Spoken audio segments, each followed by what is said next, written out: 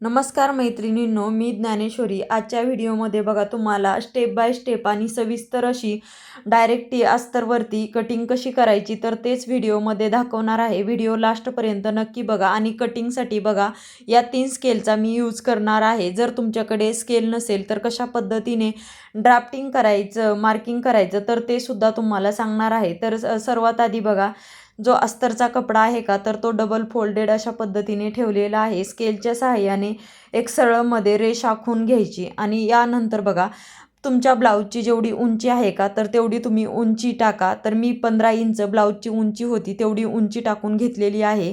आधी आपण back पार्टची cutting करणार आहोत आणि त्यानंतर बघा फ्रंट पार्टची करणार आहोत. तर बघा नंतर पुढे 1 इंच शिलाई मार्जिनसाठी घ्यायचं. यानंतर शोल्डर डीप गळा असल्यामुळे मी इथे शोल्डर जे आहे तर ते 5.25 इंचावरती मार्किंग करून घेणार. खालच्या साईडने सुद्धा 5.25 इंच आहे का तर त्या साईडने सुद्धा तसंच मार्किंग करून घ्यायचं. मोंडा हा मी 6 इंचाचा घेतलेला आहे बघा. यानंतर छातीचा चौथा भाग या मापामध्ये 8.5चा चौथा भाग आलेला आहे 8.5 इंच. पुढे 2 इंच मी शिलाई मार्जिन आणि अशा पद्धतीने मार्किंग करून घेतलं आणि परत स्केलच्या सहाय्याने बघा अशी रेष आखून घ्यायची.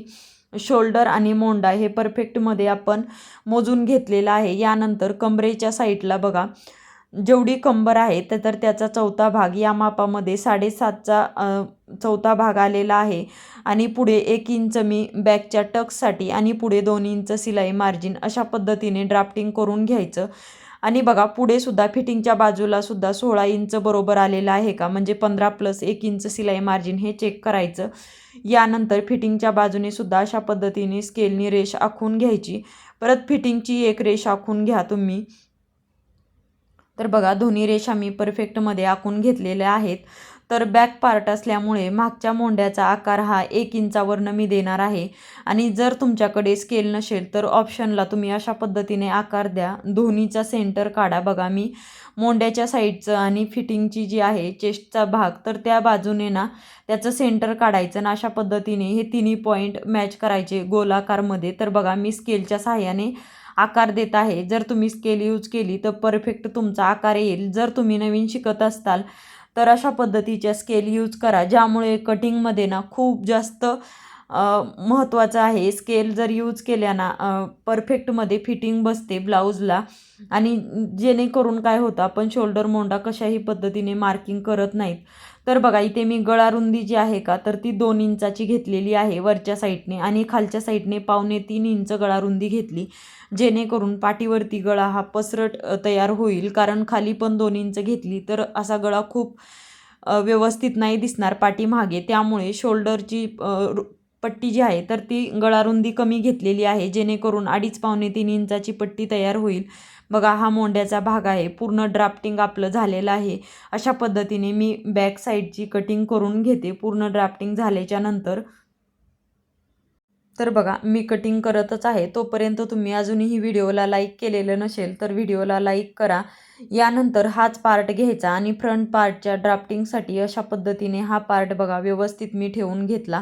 एकावरती एक खालच्या साईडने फक्त एक्स्ट्रा राहू द्यायचं. कारण पुढच्या पार्टला आपण अर्धा इंच उंचीमध्ये वाढवत असतो. पाठीमागच्या पार्टला 1 इंचानी वाढवायचं आणि पुढच्या पार्टला 1.5 इंचानी वाढवायचं. जेवढी तुमच्या ब्लाऊजची तयार उंची आहे त्यामध्ये. तर तशा पद्धतीने मी बघा सर्व बाजूंनी ड्राफ्टिंग करून घेतलं. यानंतर 16.5वरती मी शोल्डरवरती ठेवलं आणि 16.5वरती मार्किंग करून घेतलेलं आहे आणि खालच्या साईडला तशाच पद्धतीने ड्राफ्टिंग केलं. बघा परत स्केलच्या सहाय्याने ती रेष आखून घेतलेली आहे 16.5वरती जशी आहे तर तशी अर्धा इंच आपण वाढवलेला आहे. परत मी इथे शोल्डर चेक केलं 5.25 इंच आहे का कारण कटिंग केल्याच्या नंतर पुढे आपण मार्किंग केली की परत पुढे अजून शोल्डरमध्ये वाढ होते. तर त्यामुळे परत चेक केलं. खालच्या साईडने सुद्धा 5.25 इंच चेक केलेला आहे मी. परत मोंडा 6 इंचाचा घेतला. परत हा बॉक्स आहे का तर तो व्यवस्थित ड्रॉ करून घेते. आता पुढच्या मोंड्याचा आपल्याला आकार द्यायचा. तर पुढच्या मोंड्याचा आकार हा मी 1.25 इंचावरनं देत असते. पुढच्या आणि मागच्या मोंड्याचा 1 इंचावरनं 1.25 इंचसुद्धा देऊ शकता तुम्ही. परंतु मी 1च इंचावरनं मागच्या मोंड्याचा आकार दिला आणि पुढच्या मोंड्याचा हा पावणे 1 इंचावरनं मोंड्याचा आकार देऊन घेतला. अशा पद्धतीने बघा परफेक्टमध्ये मी ड्राफ्टिंग करून घेतलं. याची सुद्धा गळा रुंदी 2 इंच घेतलेली आहे आणि गळा पुढचा 7.5चा होता, त्यामध्ये अर्धा इंच शिलाई मार्जिन म्हणजेच मी पुढील गळा हा 8 इंचाचा ड्राफ्टिंग करून घेतलेला आहे. खालच्या साईडने 2.5 इंच घेतलं आणि गळा रुंदीच्या बाजूने मी 2 इंच घेतलेला आहे आणि क्रॉसमध्ये अशा पद्धतीने ही स्केलच्या सहाय्याने रेष आखून घेऊन मी हा बॉक्स ड्रॉ करून घेतला. यानंतर पुढच्या गळ्याला बघा गोलमध्ये असा परफेक्टमध्ये आकार दिलेला आहे मी. तर बघा मी फोरटक्स ब्लाऊजचं ड्राफ्टिंग करणार आहे. तुम्ही हेच शोल्डर मोंडा वापरून कटोरी किंवा प्रिन्सेस कटचं मार्किंग करू शकता. डीप गळा असल्यावरती तर बघा 3.5 इंचाची मी योगपट्टीवरती मार्किंग केलं. यानंतर परत फिटिंगच्या बाजूने पावणे 3 इंचावरती मार्किंग करून घेतलं. इकडून सुद्धा 2.5 इंचावरती करून घेतलं आणि बघा डॉटेडमध्ये स्केलच्या साहाय्याने रेष आखून घेतली. परत 3.5 इंचावरती मार्किंग करून अशा पद्धतीने योगपट्टीला मी असा हा क्रॉसमध्ये आकार देऊन घेतलेला आहे. योगपट्टीला परफेक्टमध्ये आकार देऊन घ्यायचा. यानंतर बघा फोरटक्सचं मार्किंग करण्यासाठी मी 4.5 इंचावरती टक्स पॉईंटचं मार्किंग केलं योगपट्टीवरती. परत वरच्या साईडला 2.5 इंच अशा पद्धतीने ड्राफ्टिंग केलं, कारण 34ची चेस्ट असल्यामुळे इथून दोन्ही साईडला क्रॉसमध्ये उभं असं क्रॉस बघा टेप ठेवायचा आणि 1.5 इंचावरती मार्किंग करायचं. माप मोठं असेल तर 2 इंच करू शकता. मोंड्याच्या बाजूने मी अर्धा इंच पुढे आले आणि तिथून मोंड्यापासून जो आकार दिलेला आहे तिथून खाली 2.5 इंचावरती मार्किंग करून घेतलं. परत फिटिंगच्या साईडने बघा 1.5 इंच वरती एक मार्किंग करून घेतलं. ही मोंड्याच्या साईडने रेष आखून घेतली. परत ह्या 2 रेषा अशा पद्धतीने आखून घ्यायच्या.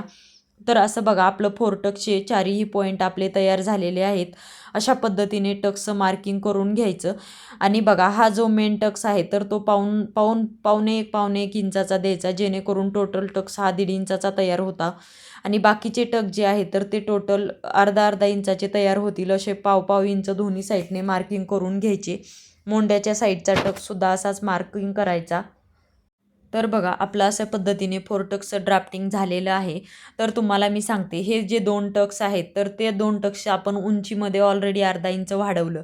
तर मोंड्याचा टक्स आणि खालचा जो टक्स आहे योगपट्टीवरला हे 2 टक्सला आपल्याला मार्किंग वाढवायचं आहे. त्यामुळे हा टोटल टक्स हा 1.5 इंचाचा झालेला आहे योगपट्टीवरला आणि मोंड्याच्या साईडचा हा 1.5 इंचाचा, म्हणजेच 1 इंच एक्स्ट्रा मी पुढे घेतलं आणि खालच्या साईडने 1.5 इंच. तर एवढं बघा मी टक्ससाठी वाढवून घेतलेलं आहे. एवढं न चुकता वाढवून घ्यायचं तुम्ही सुद्धा. अशा पद्धतीने मी मार्किंग केलं. 5.25चे शोल्डर आणि 6चा मोंडा डीप गळ्यामध्ये तुम्ही असं मार्किंग करू शकता. तर बघा अशा पद्धतीचं मी मार्किंग करून घेतलं. तुमच्या लक्षात नक्कीच आलं असेल. तर यानंतर कटिंग कशी करत आहे तर ते सुद्धा बघू शकता. आपण योगपट्टी वाढवलेली नाही, फक्त आपण तेवढं जो फोरटक्सचे पार्ट आहे तेवढाच पार्ट वाढवलेला आहे. योगपट्टी वाढवायची नाही. यानंतर गळा जसा आहे तशा पद्धतीने कटिंग करून हा पार्ट जो आहे तर तो मी कटिंग करून घेतलेला आहे. अशा पद्धतीने फ्रंट पार्टचं आपलं कटिंग झालेलं आहे बघू शकता आणि बॅक पार्टचं सुद्धा झालेलं आहे. तर आता आपण स्लीव्ज कशा पद्धतीने कटिंग करायची लॉंग स्लीव्ज आहे, ह्याची सुद्धा फुल एल्बो स्लीव्ज आहे. तर त्याची कटिंगसुद्धा मी तुम्हाला दाखवते. बघा अस्तर भरपूर असल्यामुळे आणि असं जे आहे तर आडवं मार्किंग बसत नव्हतं, कारण पुढं परत जॉईंट द्यावा लागला असता. त्यामुळे अशा पद्धतीने मी ड्राफ्टिंग करून घेतलं आणि 4 फोल्डेड कपडा करून घेऊन बघा बाहीची लांबी ती 11 इंच होती. त्यामध्ये 1 इंच शिलाई मार्जिन घेतलेलं आहे आणि मोंडा जी आहे मोंड्याची रुंदी जी आहे का तर ती मी 9 इंचावरती घेत आहे. म्हणजे छातीचा 4था भाग प्लस अर्धा इंच शिलाई मार्जिन अशा पद्धतीने मी बाहीचं ड्राफ्टिंग करत असते बघा. तर असं ह्या लांबी रुंदीचा मी बॉक्स आहे तर तो बाहीसाठीचा आखून घेतलेला आहे. लक्षात घ्या ही रुंदीची बाजू आहे आणि ही जी आहे तर ती लांबीची बाजू आहे, लांबीची रेष आहे. तर यानंतर आपण बघा स्केलच्या साहाय्याने सरळ रेष आखून घेतली. यानंतर आपण काय करणार आहोत मोंडा खोली. तर मोंडा खोली म्हणजेच कॅप हाईट किती घ्यायची तर फुल बाही असल्यामुळे मी 3.5 इंचाची कॅप हाईट घेतलेली आहे. खाली 1.5 इंच सरळमध्ये रेष आखून घेतली. परत बंद बाजूने 1 इंच क्रॉसमध्ये वरती घेऊन क्रॉसमध्ये अशी स्केलच्या साहाय्याने रेष आखून घेतली.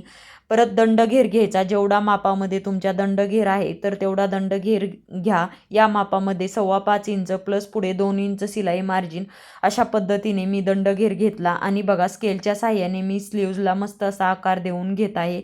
अशा पद्धतीने स्केल ठेवायची. बघा स्केलसुद्धा कशी ठेवायची हे सुद्धा परफेक्टमध्ये आपल्या लक्षात आलं पाहिजे. अशा पद्धतीने स्केल ठेवून मागच्या आणि पुढच्या मोंड्याचा मी आकार देऊन घेतला. यानंतर फिटिंगची लाईन आखून घेतली. परत एकदा रीचेक करायचं. बघा लांबी, रुंदी आणि कॅप हाईट हे माप लक्षात घ्यायचे आणि अशा पद्धतीने बघा मी लांब बाहीची स्लीवची कटिंग परफेक्टमध्ये केलेली आहे. स्केल यूज केल्यामुळे ना कटिंगमध्ये खूप फायदा होतो. तर हे तुम्ही नक्की न चुकता जर स्केल यूज केली ना तर तुम्ही कटिंगमध्ये नक्कीच मास्टर बनाल. तर अशा पद्धतीने आपण आज अस्तरवरती सर्व पार्ट कटिंग केलेले आहे. तर तुम्हाला हा कटिंगचा व्हिडिओ कसा वाटला मला नक्की कमेंटमध्ये तुम्ही सांगा. व्हिडिओला लाईक करा, शेअर करा आणि सबस्क्राईब करा. चलो बाय, टेक केअर. धन्यवाद व्हिडिओला